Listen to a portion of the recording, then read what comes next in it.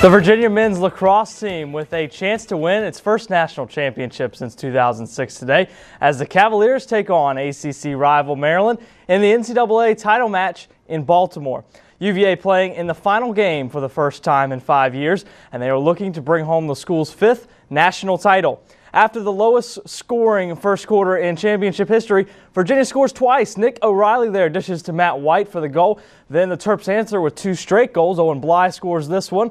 Maryland leads by one. But UVA will finish the half on a 3-goal run. Colin Briggs will find the back of the net. It's 5-3 at the break. Moving to the fourth, Ryan Young will finish on the fast break for Maryland. That ties the game at 6. But Virginia immediately answers back as O'Reilly finds White open in the front of the net. The sophomore would score 2 in a row to put the Cavaliers up 8-6. And with 2 minutes left, O'Reilly will find Briggs for the goal. It's the junior's 5th goal of this game.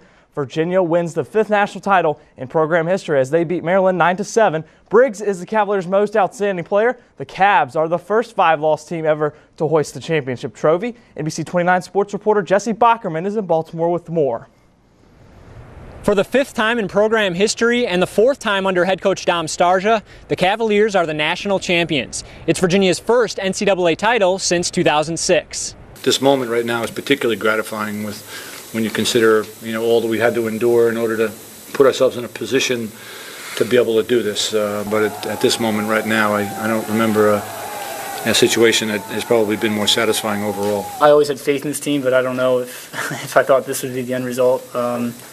But it just really shows what this team's all about, and we really turned the season around, and everyone just kind of bought it into the whole team philosophy, and I just couldn't be happier for the coaches and everyone on this team and anyone who has anything to do with Virginia lacrosse. It's awesome. It's a dream come true.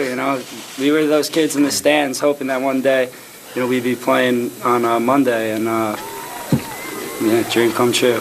Being here through, a lot of tough times and a lot of down times, and a lot of great players I played with, and coming so close, and just one play not getting that right balance in the past, and this year especially, the roller coaster ride that we had, I couldn't imagine a better finish. The Hoos end the season with a 13-5 record and the program's 4th NCAA title in the last 13 seasons. With the national champions in Baltimore, Maryland, Jesse Bockerman, NBC 29 HD Sports. Thanks, Jesse. Well, from a team that has the championship in hand to one that is looking to put a trophy in their hands, the Virginia baseball team begins its quest for its first national championship title as the Cavaliers open play in the NCAA tournament this weekend. UVA earning the top overall seed in the NCAAs after sweeping their way through the ACC tournament and capturing the 3rd conference title in program history. The Hoos have a 30-4 record at Davenport Field this season and will host the regional double eliminational round.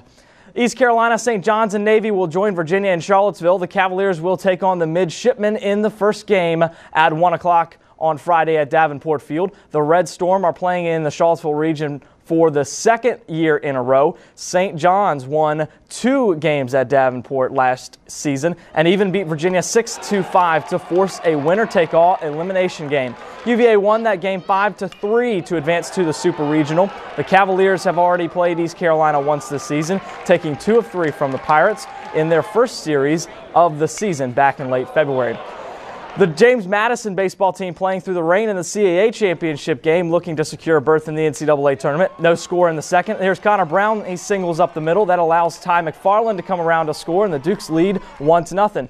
Next batter is Johnny Bladell, and with 2 runners on base, the sophomore is leaving the park. A 3-run bomb, and James Madison leads 4-0.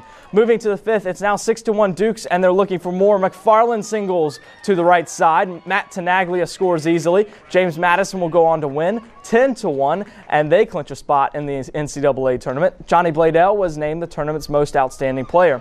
That means that James Madison is in the NCAA tournament for the 8th time in school history and the first time since 2008. They play in the Chapel Hill Regional. The 3-seeded Dukes will take on Florida International in their first tournament game Friday at 1 o'clock. The Madison Mountaineers softball team didn't lose a game in the Bull Run District this year and has already earned a berth in the VHSL State Softball Tournament by beating Page County on Wednesday. Tonight they were looking to earn the opportunity to host a quarterfinal game next week as they take on William Campbell in the Region B Finals. William Campbell up 3-0 in the second inning when we start here, with Madison's Anna Callahar blasts it to deep left. The solo home run cuts the Generals' lead to 3-1. William Campbell answers in the third. Brittany Lawhorn singles up the middle. Ashton Ewers scores from second. After a couple errant throws, Lawhorn comes around to score. It's 5-1 Generals. Next batter is Peyton Elder. She launches it to deep left center over the fence, and here that is. That means William Campbell wins 9-1. Madison will play at Region A champion Northumberland on Tuesday at 6 p.m. in the state tournament. Also in the prep ranks, the Fluvanna County soccer team taking on Tuscarora in the regional playoffs. No score in the second. The Huskies' Angel Saron Garcia will blast a shot by the diving keeper. The Flucos will get some good shots, but they can never find the equalizer, and they fall by a score of 1-0. And the Valley League's Waynesboro Generals won their first home game last night in walk-off fashion, 4-3. They take on Stanton tomorrow at 7:30. Tons of sports action coming your way tomorrow. I'll have all the updates at 6 and 11. Until then, NBC29.com is the place where you can find all of your sports. See you tomorrow.